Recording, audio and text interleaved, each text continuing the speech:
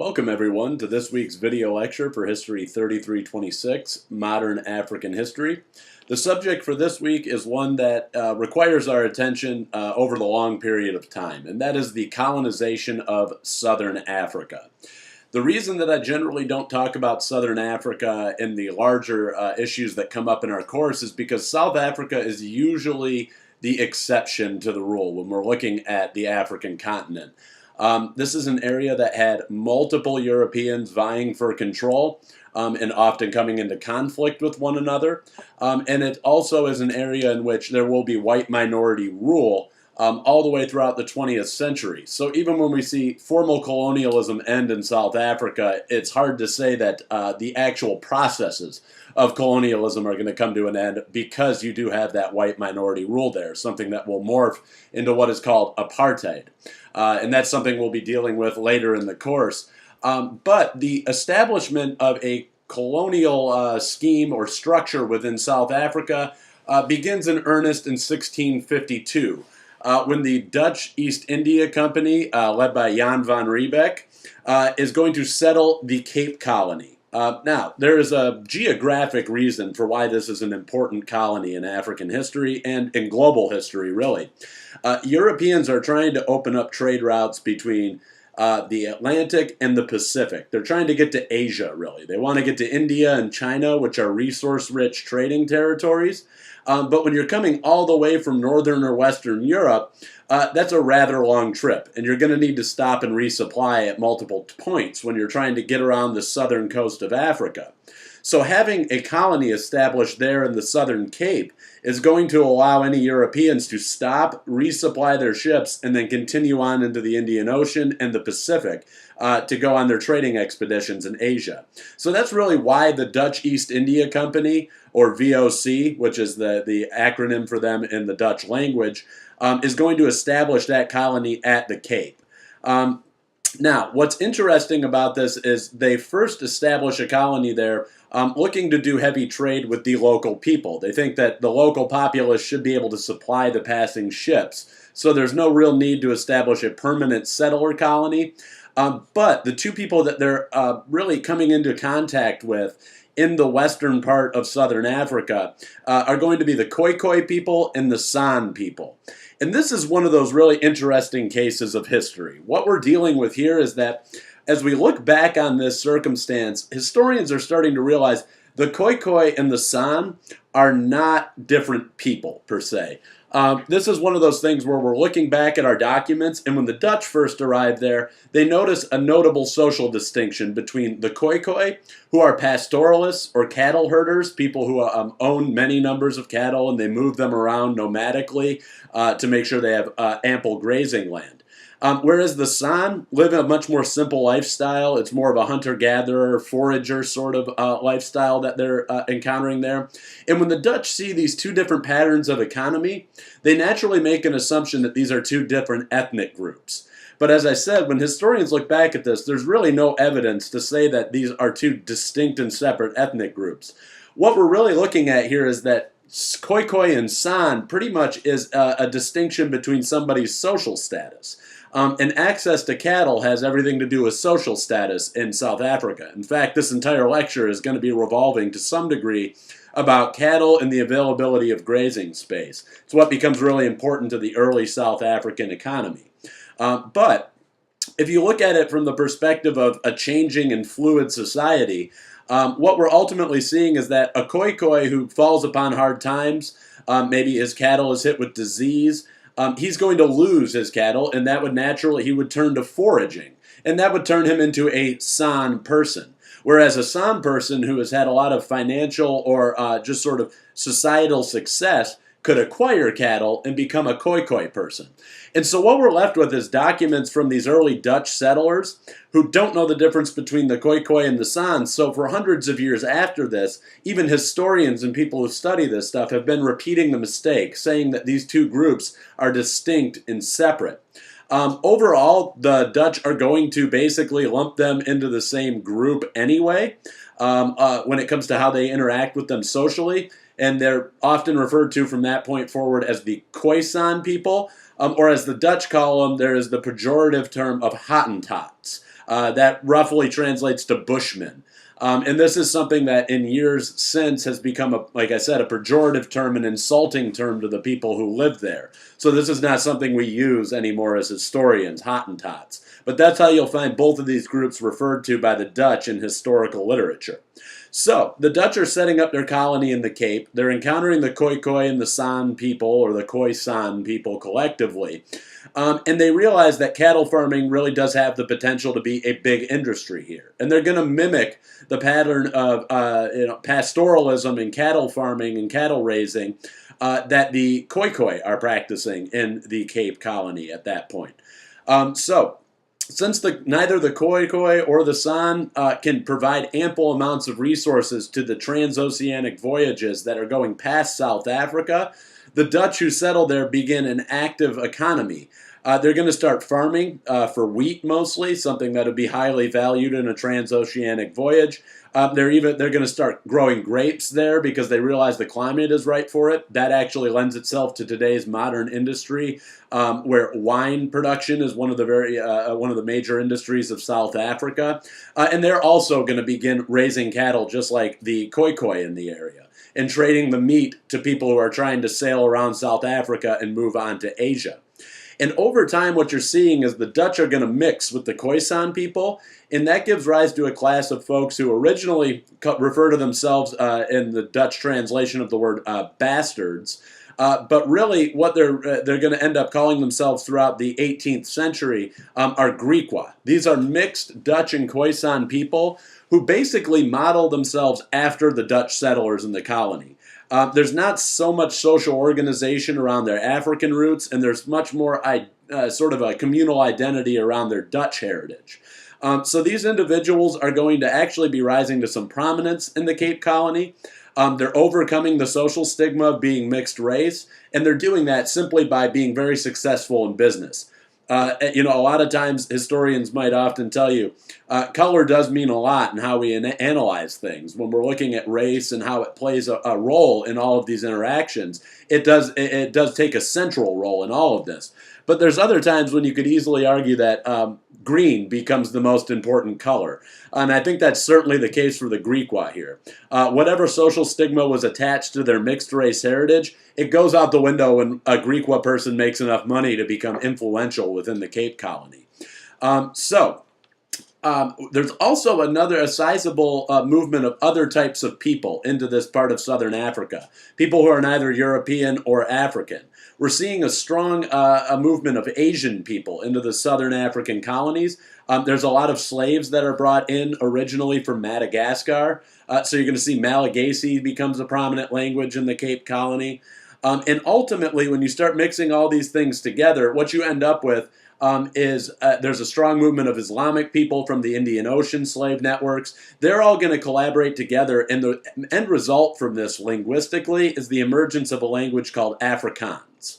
Afrikaans is still a language that's in existence today. The Dutch descendants of South Africa still speak this, and it's basically Dutch mixed with some Malay languages and Malagasy, mixed with some of the local, mostly Nguni and Shona languages, and then ultimately with little smatterings of English mixed in as well. So that new language develops, and that becomes sort of a new pattern of communication that the Dutch settlers will begin using within their colony.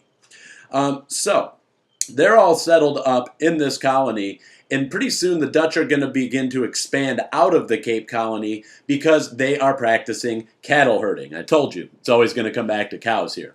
But what they're really trying to do is you need a lot of land to raise cattle. They need grazing territory, good access to fresh grass.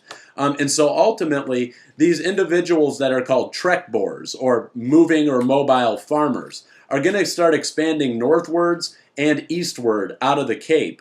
And they're eventually going to start expanding into all the other areas of South Africa. And the first trek, or boer trek as they call it, begins around 1700, and that's when we start seeing marginal movements up north out of the Cape Colony and moving to the eastern end of the Cape in South Africa.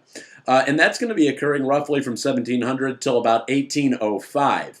1805 becomes a significant date because that's when the British are going to administratively take over Cape Colony. They achieved some major victories in naval battles in the middle of the Napoleonic Wars, and that is going to give them access to political control over the Cape Colony. So a lot of what's happening in the first board trek is people are just moving, looking for new lands, but they're coming into contact with a lot of new people. Mostly in the first sort of board trek, they're going to be encountering small, decentralized groups of Zulu and Ndebele or Sotho people. And again, this becomes another one of those problems of history. Today, if you were to ask somebody about their ethnicity in South Africa, they would say, I'm Zulu, I'm Shona, I'm Xhosa, I'm Ndebele, I'm Sotho. There's a lot of different distinctions. But the fact of the matter is most of these individuals are probably widely derived from Shona people. The Zulu themselves are probably a subgroup of the Shona, as are the Ndebele, as are the Sotho. But the Boers are going to be moving out into this area and competing with the Zulu, Ndebele, and Sotho people because they also place a great deal of stock in cattle raising. In fact, that is the system of wealth. They have a barter system in place amongst these particular ethnic groups. And the real access and sort of sign of wealth in a community, or the fact that somebody's made it, is how many heads of cattle they control. And so this is going to ultimately lead to this situation in which, because cattle equals wealth, and cattle require land, there's going to be a lot of land conflicts between these early board trekkers and the Zulu, Ndebele, and Sotho people. But they won't really be coming into open conflict until later, really in the 19th century, when we see the Great Boer Trek. Now, this is a major, major shift in life in South Africa. Because what we're going to see is that the Great Boer Trek picks up in earnest when the British take control of the Cape Colony. Now, the British are going to grab this in 1807, and a few short years later, they are going to be abolishing the Atlantic slave trade. In 1807 is when they put their first legislation in place to abolish the slave trade.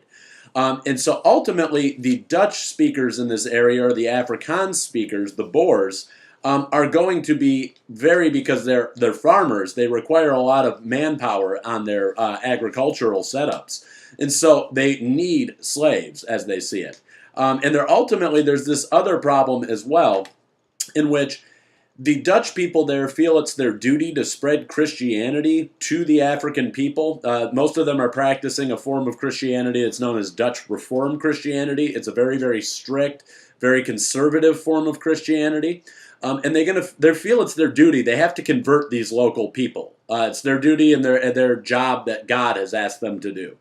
And so ultimately, they see the only way to actually convert native South Africans is by enslaving them first and teaching them humility and all these other things through the means of slavery before they can actually convert them to Christianity. Long story short, it's basically a religious justification for why they want to keep their slaves when somebody else is trying to abolish them. But the overall point of this is when the British move to get rid of slavery in the Cape Colony, that will be driving the Boer trekkers out again. And that leads to what they call the Great Boer Trek. That is when you start to see Boer or Dutch-speaking people leaving the eastern Cape Colony and moving further west all the way to the other side of the African continent, and then going as far north as Tanzania and up into Nguni land. The Nguni is the main ethnic group that's living in Tanzania. So ultimately what you're seeing here is that the Dutch speakers are trying to move away from British colonial control. They don't want to be a part of the British Empire. They don't like the laws that the British are laying down. And so they're ultimately fleeing the Cape Colony to try to find lands that are totally separate and distinct from the areas that are controlled by the British in the eastern part of southern Africa. So that really goes to the point that they're trying to get away from British colonial control and British colonial policies. And again, during the Great Boer Trek of the 19th century, this is where we see a lot of conflict between the Dutch settlers and the native South African groups who are also interested in land and cattle raising. And that brings us to probably one of the most prominent sort of situations or episodes of Southern African history, and that is called the Mfecane, or basically the expansive warfare that's carried out by a guy named Shaka. King Shaka is from one of the decentralized Zulu nations, But he's going to come to power in 1817 when the king of a town called Mtwetwa is going to die. That's a king by the name of Dingiswayo. He dies in 1817, and this leaves a vacuum of power in eastern southern Africa. And so Shaka is going to step up. He's part of the military ranks of Dingiswayo's empire, and he is going to take control of the empire. From that point forward, he goes on something that is debatable historically. It's called the Mfakane, or if you're looking at the western regions, the dialect there calls it the Dimfakane. And what this basically means is crushing or unbridled warfare. And what this is Shaka, just like the Boers. He's trying to grab cattle and grab land. So you have the expansive Boers, and you have the expansive Shaka kingdom that's coming up now in eastern southern Africa, and they are going to come to head. They're going to come into conflict with one another, fighting for land and resources. Now, the word Mfakane is disputed, as are the results of the Mfakane.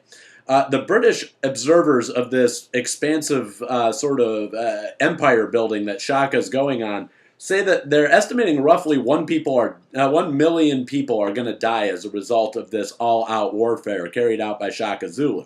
And the people that he's taking control over, and the regions he's taking control over, belong to other independent African leaders. So as long as this is going on, this is something that the British and the Dutch are not particularly concerned with, but eventually their interests are going to come head-to-head with Shaka. And you'll often hear him referred to as Shaka Zulu or Shaka, King of the Zulu. The Zulu are much farther flung than just Shaka. Not every Zulu person is a tributary state or has anything to do with Shaka himself. But one of the reasons for his incredible success in this expansive military campaign is the use of age grades amongst his military class. What this is, this is a practice that's common in all of sub-Saharan Africa, but it's not specific to warfare in other regions. In the area that I do research, in Igbo land in Nigeria, children to this day are still broken down into age grades in local villages. And they're given specific tasks that they take on together, such as clearing away a roadway, clearing the foliage off the roadway, or sweeping the public square. They're little jobs that are given to children of a certain age that they all work as a group to achieve. Shaka puts this into play in the military. What he basically does is he has military recruits, I guess you could call them. They start training together from a very young age. And they train through the ranks all the way up until when they see active battle. And this makes them a very effective and very well-oiled military machine. And so it's through way of these age grades that he is going to be able to go around and seize a lot of other territory in southern Africa. Now, the British, as I said, their observers are saying he's basically going through and killing everybody in his path. Historians have looked back at this and said that the statistics don't add up. It just doesn't seem quite right. And it's also not consistent with the type of warfare that's traditionally practiced in this region. And so really what we have come to sort of conclude is that British observers were looking at Shaka Zulu and his expansion, which will run till about 1828 when he's killed by his brother, a guy by the name of Dingane. It's an important name to remember because the Boer trekkers are going to go into all-out warfare with Dingane a few short years later. But basically, the British are going to use Shaka's expansion as an excuse to take over the territory. They're going to say, basically, he's killed everybody and depopulated the land. If we don't step in and stop Shaka and then his successor, Dingane, he's going to kill everybody. So they're better off being colonized. It's okay for us to colonize this territory. We're not even really taking it from anybody because Shaka's gone through and killed everybody already. And he's moving basically from west to east and to the north as well, moving up into the modern-day territory of Tanzania. And he goes on to found a few Nguni kingdoms there as well. But ultimately, he is, like I said, going to be killed in 1828 by his brother Dingane. And it won't be very long before Dingane comes into open warfare. He basically invites a number of Boers that are coming to his a celebration that he's throwing in the 1830s under the pretenses that they're trying to make peace. They're trying to come to some conclusion as to how to split up the land in the territory. And he basically turns on all these Dutch-speaking settlers, and he has them slaughtered at the banquet while they're defenseless. This is going to harden the resolve of all the Boers in these new territories of eastern southern Africa. And they are going to go into flat-out warfare with people like Dingane. And a number of other rulers as well, like Nzili Kali of the Ndebele is going to be entering into open conflict with the Boers. But another important thing that the Boers are trying to do is they establish their own political entities, something called the Boer Republics. This is going to be occurring after they enter into warfare with a lot of the local groups. Once they've won these battles and asserted control over these areas, they establish the Dutch republics in the mid-19th century. Those are the republics of Natal, the Orange Free State, and Transvaal. Now, one of the big issues that these Boers are facing is ultimately they are going to try to be avoiding any sort of conflict with the British, but the British are increasingly expanding out of the Cape Colony and grabbing territory themselves. And so the Boers are disdainful of British colonial rule. The other problem, though, is that the Boer republics don't operate very well.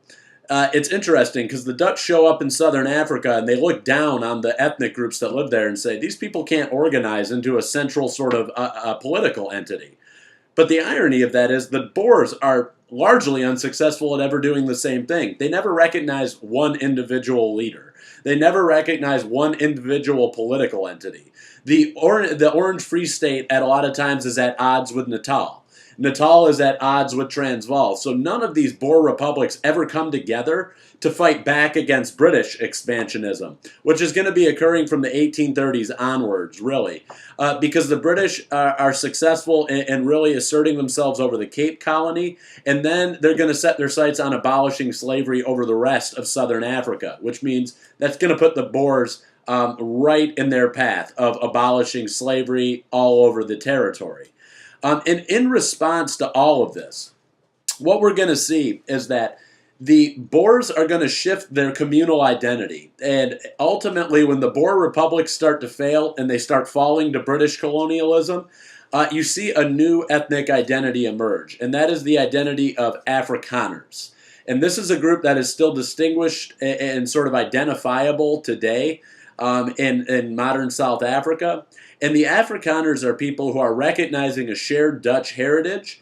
But what's important about this is they're looking at a lot of different types of people. They're rolling in former Griquas or mixed race people that by the 19th century they're simply labeling as coloreds. That will become an important distinction when we start looking at how apartheid operates in the 20th century. But ultimately what happens is the Afrikaners are successful in forming one sort of generalized identity where the Boers were never really good at doing so. And what the other part that's important about Afrikaners and how they are distinguished from Boers is how they're positioning themselves to this growing English influence. And what they're doing is basically by calling themselves Afrikaners, they're saying, yes, we're of Dutch heritage. Yes, we speak a Dutch-based language, Afrikaans, the ones we spoke about earlier. But by calling themselves Afrikaners, what it means is that they no longer see themselves as tied to Europe. They see themselves as being tied in the rightful heirs of the land in southern Africa. They tie their ethnic identity to the continent of Africa far more than they do back to their Dutch heritage in Europe. And so what this does is it lends them a certain amount of legitimacy when the British are trying to expand and take their territory and the Dutch republics away, or the Boer republics away from them.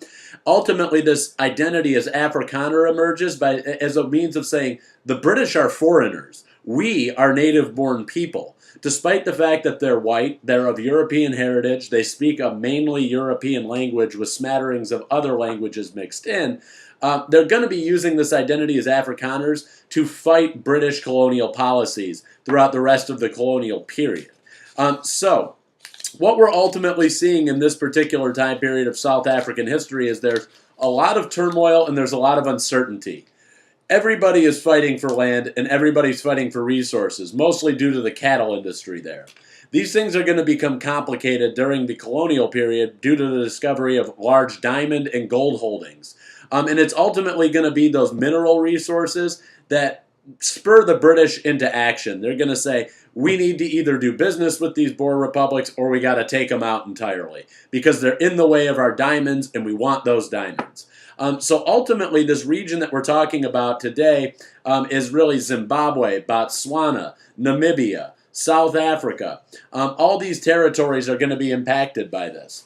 And there's one other unique thing I haven't talked about yet, and that is the entirely landlocked nation that we have today called Lesotho. Lesotho is going to be formed by a king named Moshoeshoe in the 19th century. And Moshoeshoe is unique among all these southern African rulers. While most of them were trying to expand, seize territory, and fight with the European settlers for resources and access, Moshoeshoe takes a different approach. He adopts Christianity very early on. What that does is it provides his people a protected status. The Sotho people are going to be protected. And that is why today you have the independent nation of Lesotho is entirely within the country of South Africa. It's landlocked and it's stuck right there within the borders of another modern nation, which is somewhat rare and unique. But that's going to be building out of this conflict and compromise that's going on in the 19th century between European settlers and the native South African groups. Now, to look at the big takeaways of what we're dealing with this week, we have, number one, an incredible amount of racial, religious, and ethnic mixing going on. So much so in this territory that historians aren't even sure how accurate the descriptions we're getting from these old documents that are being written in the 17 and 1800s. We're not sure how reliable they are anymore. In fact, most people now are taking the viewpoint that most Southern African ethnic identities are really forming themselves during the 19th century in opposition to European presence there. Whereas another major thing that's going to come out of this is we're seeing the sort of nascent European class that will lead to white rule in South Africa. And this is going to become, again, as I say, a really unique process. Most African nations are going to start kicking out European powers between the 1950s and the 1980s. By the 1980s, there really are no white governments in place in Africa anymore, except for in South Africa. And that is going to lead to the oppressive rule called apartheid, which is basically the Dutch word or the Afrikaans word for separateness or broken apartness. And what that is going to, it's basically akin to segregation in the Jim Crow laws that are in effect in the southern United States. And this is going to put South Africa in a unique position. There's going to be a lot of pressure on them in the latter half of the 20th century to give up on segregation and apartheid and all their past laws, things we will be dealing with in the future. But it's interesting because this leads to a lot of comparisons to what's going on in the southern United States.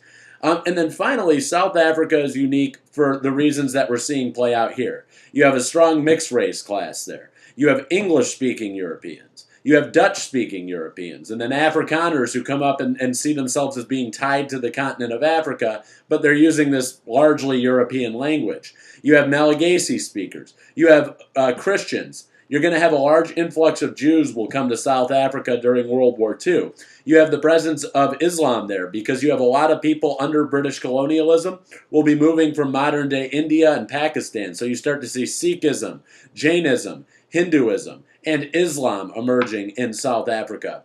And all this together really moves to make, in modern-day South Africa, it's really the most diverse place on the African continent. You still have large numbers of white people there in comparison to other parts of Africa. You still have large numbers of people who are of Asian descent, people from Southeast Asia, like I said, places like India, Pakistan, the Near East. And so what this all leads to is a very difficult to negotiate sort of situation when you're dealing with ethnic, racial, religious, and social diversity that's going to be coming to a head in the 20th century. So that's my spiel for today. I kept it under 30 minutes. I will continue to try and shorten and pare these things down. But I hope this clarifies a lot of the somewhat complicated history of Southern Africa for you all. If it's usual, if you have any questions, any concerns, feel free to drop me a line by email or pop into my office hours. Take care.